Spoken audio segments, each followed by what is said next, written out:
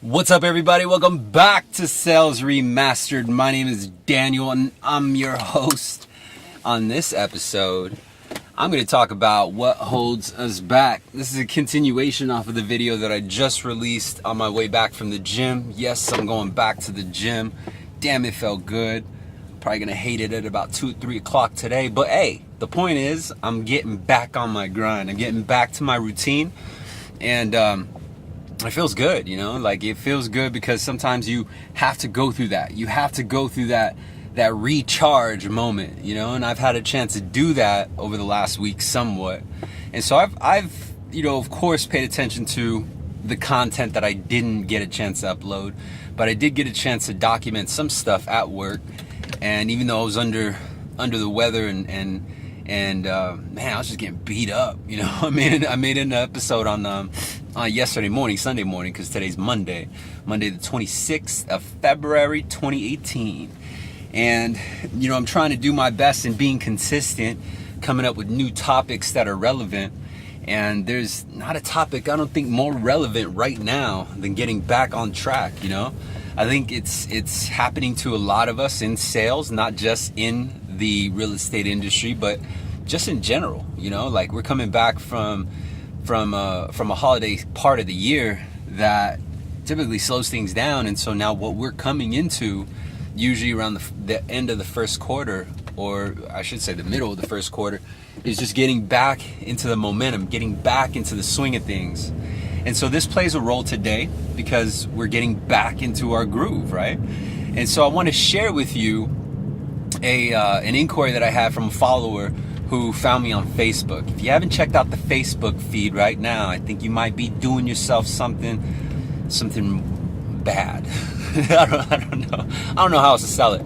So anyway, go check out the Facebook page. Some of the videos, you'll see on the YouTube also, but just having it on Facebook, sometimes you get a chance to read the actual text. You get to read the comment section, not necessarily the comment section, but the actual post body that you don't necessarily get to read when you just watch the video.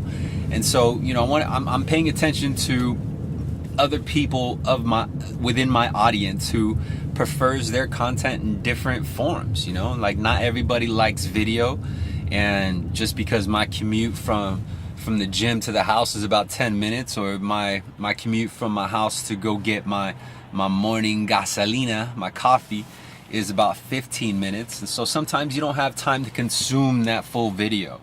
And it's interesting to me how far the channel has come and how more comfortable I'm getting, and the opportunities that this channel is opening up for me to not only give back to the sales community, but to share with you things that I see are helping those around me as well as myself. And so in today's episode, I want to share with you, something that he mentioned to me, and this follower's name's Mitsu. He was telling me, he's like, man, just everyone that I'm dealing with right now does not qualify.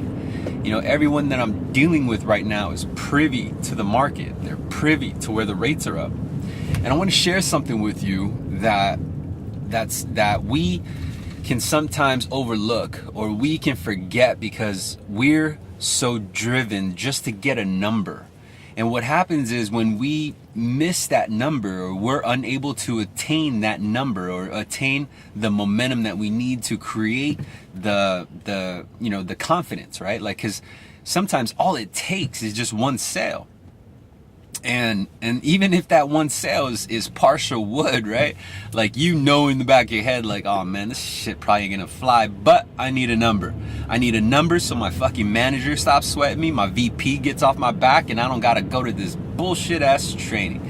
I don't wanna sacrifice my weekend. I just wanna go ahead and get it in and, make my paper and be on my way. And we want it to be that simple. But of course, life ain't that fucking simple. And so my man Mitsu reached out to me and he was like, D, man, I'm just, is there anything that I can do? Because everyone I'm talking to is either not qualified or they're privy to the market. They understand what the market is. Is there anything that I could do? And I'm gonna answer you, Mitsu. There are two things that you could do, because I think that all of us go through this phase. We all go through right now, especially where we're dealing with more people who are not qualified, right? They're not eligible for these loan programs. And what happens is, because they play so much of a role in in our day-to-day communication, the people that we're communicating with, they seem like that's all we're communicating with. And we have to take a step back and look at, well, how am I coming across this information? You're going to find most of the time you're coming across this information through a dialer, right? Like, you're just, because you're getting contacted, the prospect is being contacted by a customer service representative whose also main motive is just to make a connection with that prospect and a sales agent, which is you. And so we rely on these customer service agents who are just like us. They're just trying to get their number on the board, right? Even though they know it could be partial wood. This lead probably ain't gonna work out. But, you know what I mean? The customer service representative, they're on their grind too. And so we got to take a step back and realize that, well, maybe if I didn't stay on these damn, these inbound customer service leads, these transfers, what if I went and found my own transfer? Because the customer service representatives are not as, they're not as experienced as you and I. They don't understand that these loans require certain, cookie cutter shapes, if you will. It's not like you could fit the, like a square peg inside a round hole, right? Like, so it has to fit. So it's not just a matter of getting someone on the phone. I think that you're experienced enough to realize that. And so my answer to you is like, well, if you realize that one particular source or drip is yielding you like anchors, like it's yielding you wood, it's yielding you leads that are not qualified, you have to revisit your approach, revisit your strategy. And so I invite you to do this. You got to look at this. You got to look at that lead intake. How many of those lead intakes turn into credit pulls? And then how many of those credit pulls turn into locks, right? This is just your standard KPI. KPI stands for key performance indicators. And so when you understand what your KPIs are, then you can understand where in the sequence you may be needing help. And so, for example, if you're taking a shit ton of leads and you're doing a lot of credit pulls, but none are actually converting over to a lock, and you're finding they don't convert into a lock because you just simply can't offer them a lock, then that means that source that you're pulling all those leads from probably isn't the right source, right? And so sometimes all it takes is just a small adjustment. And I would say that the hard part of it is we rely on the dialer, because the dialer is kind of like, the car wash, right? Like we could wash our car, right? Like, yeah, right. But it's nicer to have it washed for us. And so all that little mini grunt work, is kind of done. And we lean on that as a convenience, right? And sometimes we don't know any better because we believe that that's the only way to get leads. Well, I invite you to step outside of that box, get out of your comfort zone and really focus on other drips that are available to you. Now, I would say the money-making drips right now are drips that have to do with past clients within your niche or within your company. And see, we got detours. I hope no one got hurt, but you got to expect these detours. And it's a good point because it's right on the topic of this video. You know what I mean? Like they're just going to be detours. Like the market's going to send us on a detour and we got to quickly adapt. And so Mitsu is kind of going through a detour. He's going through a market right now where it feels like he's just playing with the bottom of the barrel fish, right? The people that just haven't qualified, they never did qualify. And so they're the only ones showing interest. And maybe if we could still entertain them, we could still talk to them, we could still help them. But what if we took a couple pre-measures to ensure that our time spent in this drip is at least protecting ourselves, right? Because we don't want to go into a 45 minute conversation if it turns out that this person never even qualified for the first 5 minutes of the conversation. And so small adjustments, for example, could be maybe covering the declarations within the first minute, right? The declarations I'm talking about, like any bankruptcies, foreclosures, judgments, liens on the house that, that you know of? Any open lawsuits? Are you obligated to pay child support, alimony? And usually what it is it's because these are signs, right? Like, so if you got someone who hasn't refinanced in 5 years, or who hasn't refinanced even in 3 years, and it doesn't necessarily mean that it's just because they don't qualify, like their credit's poor, their income's poor, or something about them is poor. It doesn't necessarily mean that. You're going to come across people who are more than qualified. They're actually more than able to get whatever it is that is available. It's just they are in their own way. Much like some of us as salesmen, we can stand on our way. Our consumers can stand in their own way too.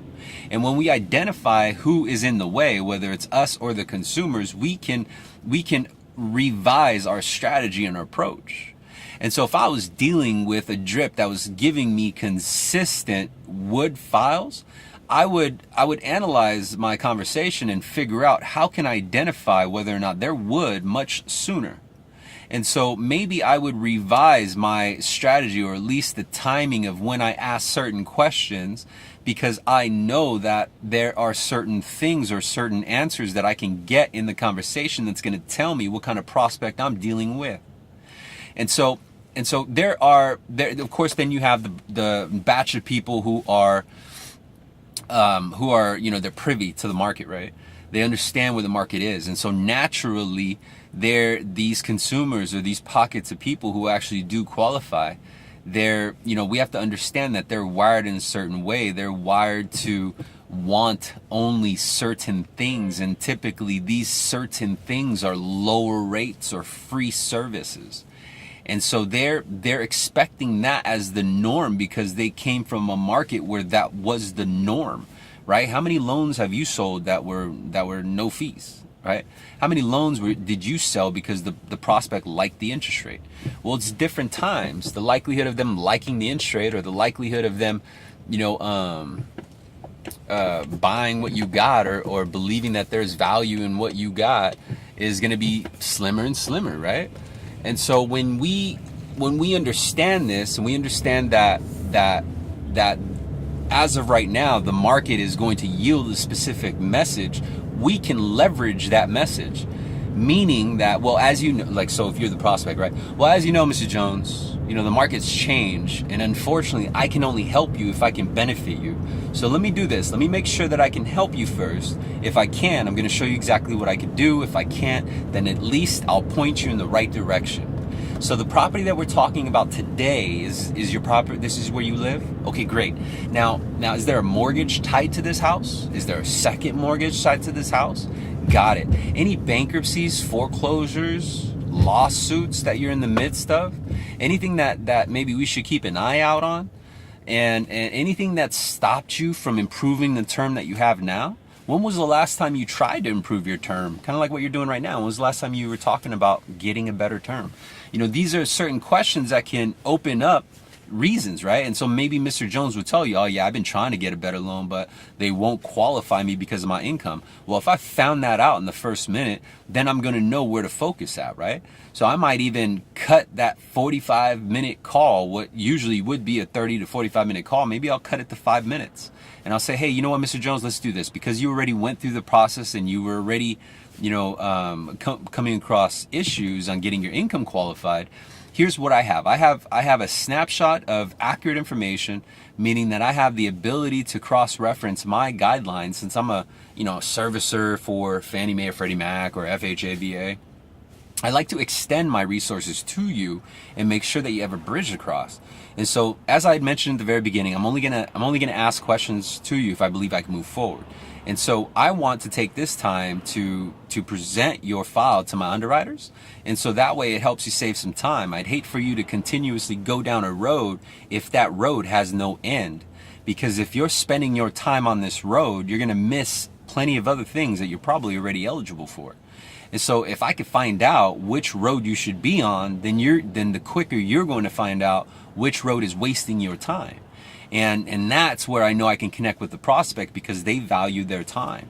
And not only that, but my tonality is coming across different from a salesman. I'm not offering them the market. I'm actually getting on the same frequency as they are on about the market. And so I'm I'm actually connecting with them on a real level. Whereas my competitors, they sound like this. Hey, Mr. Jones. Hey, this is Daniel with the mortgage company down the street. Just wanted to check to see if you're in the market. I just wanted to see if you were thinking about getting any cash out or doing any debt consolidation. And so we fish, right? Hoping that they're going to grab one of those things. But what happens is they'll never grab one of those things, because if we remember, they're already wired, they're preset to not want the market. They're preset to not want what it is we're offering or what the market can deliver them, because they're actually qualified. And so do we get mad at the people who are qualified? No, we actually have to be more covert with those who qualify, because they actually qualify for our time. And when we realize how many files we're giving our time to that should never have had our time, then the faster we could detach from that path with no end and find the path that doesn't waste our time. You see, it's much like our prospects, right? And so when we have this mentality and we understand where to focus our time, maybe it's not the drip, maybe it's not inbounds. You have to learn to do what you got to do in order to do what you want to do. And so if you want to get a steady stream of some qualified leads, and you got to learn to do something that you're not used to doing. Maybe it's avoiding the drip for a minute and practicing, sparring, getting used to doing outbound calls. And so you might say, with Daniel, I would love to do outbound call. I just don't know what to say. And so my answer to you is that what you say is that you have you have insight information, right? And so just like I had mentioned to you before, it could be something as small as, hey, Mr. Jones, this is Daniel. Just want to confirm with you, I'm sending you over an email right now. It's going to go to the email we have on file, your Gmail account. And this email is going to receive a message from me with an attachment. This is a courtesy attachment showing you the development within your community, within your area. It even shows you some information with regards to the local school system and what sold within your area. The reason why this is interesting is because it gives you insight of what your property may appraise for without even paying for an appraisal. Why I thought this would be useful is because that's your ticket and your bridge to improve your budget, improve your current monthly payment. And so let me show you what I'm talking about. I'm gonna send it over to you. Just give me confirmation that you did receive it. It is time sensitive information, meaning it's gonna come your way with the most recent sales. And I want you to look at this information and let me know what your thoughts are. The only way that I can help you anyway is if I can give you some value. And meaning that if I could really help you. And so let me ask you, Mr. Jones, if I could help improve your term, what would that improvement look like? Would it be a lower payment? Yes, it would be a lower rate. Okay, got it. And so with that lower rate, obviously comes with a lower payment. What would you do with the savings? Would you put it back towards the principal, or would you put it towards balances you owe on credit card debt? And a lot of times you say, I'd put it towards balances on credit card debt, because a lot of homeowners have credit card debt. And it's just a different way of asking them if they want to do any debt consolidation, because we're throwing it out there, right? And so if I asked you, it's like, hey, are you interested in any debt consolidation? At that moment, they may not be thinking about it. But if we have covert funnel questions lined up, like, hey, if I can help you improve your term, what does that improvement look like? Now it's not necessarily asking about rate, right? So I'm trying to figure out what moves them. And so if they said, well, Daniel, what an improvement to my term would be 1.125 30-year fix, and I want a free loan, no fees. Can you do it? Okay, well, let me see if I can help you out there. Let me ask you a few questions. If that monthly savings will be pretty major, right? Like, it's a huge amount of monthly savings. So I understand why you want it. Just curious, so I can make note here. What would you use the savings on? Like, would you use the savings to maybe ramp up your retirement income, pay off high revolving debt, maybe use the savings to pay back a loan? What would you do the monthly savings for, or use the monthly savings for? And then they're going to tell you. Whatever they tell you, that's the reason. That's their reason why. That is the value you can bring. And so if Mr. Jones, who just told me they want a 1.125 30-year fix for free, notice my tone never changed, right? If they have the audacity to ask for something that is clearly not available, then they probably have the audacity to not know that it's really not available. And so I'm not going to just spew and let them know like, oh, that's not available, because I understand in this game of sales that you agree. You always agree, right? Don't disagree. Don't let the first interaction be a debate, right? And that's where it becomes a grind, is because we're trying to simply serve something that does not exist.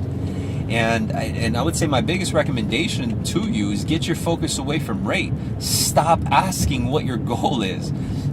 Just revise that statement, revise the question. And so instead of saying, hey, what's your goal? Say, hey, you know what? If I can improve your term, what would the improvement look like?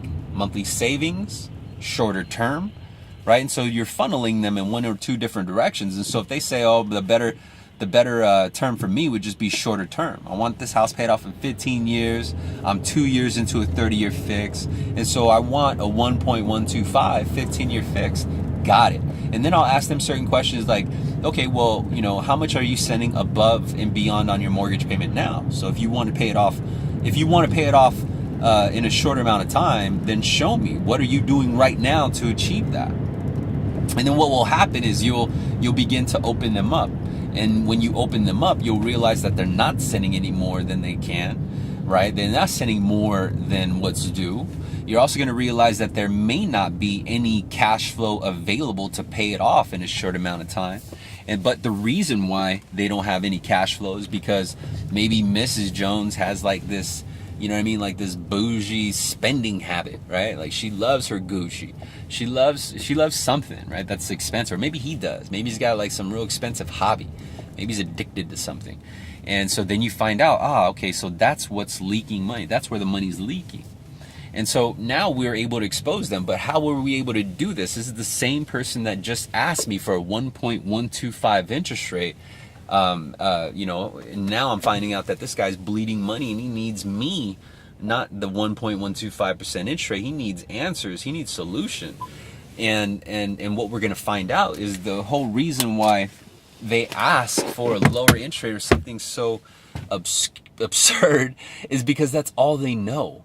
That is all they know. They understand that no matter how big the balance is, if you lower the interest rate by, you know, if you have a fraction of the interest rate, then they believe you're going to have a fraction of the monthly payment.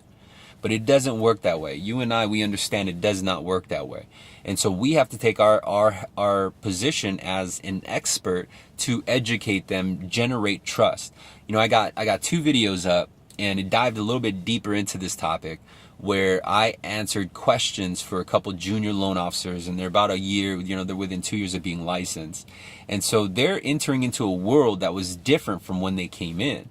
So when they came in, the market was gangster. The market was good, right? They were seeing LOs clock massive checks, and all they did was just guide the traffic. And so now that traffic's gone, right? The only people in traffic right now are the motherfuckers that don't qualify. And so it's just a matter of understanding where to put your time and where the attention is that deserves your time.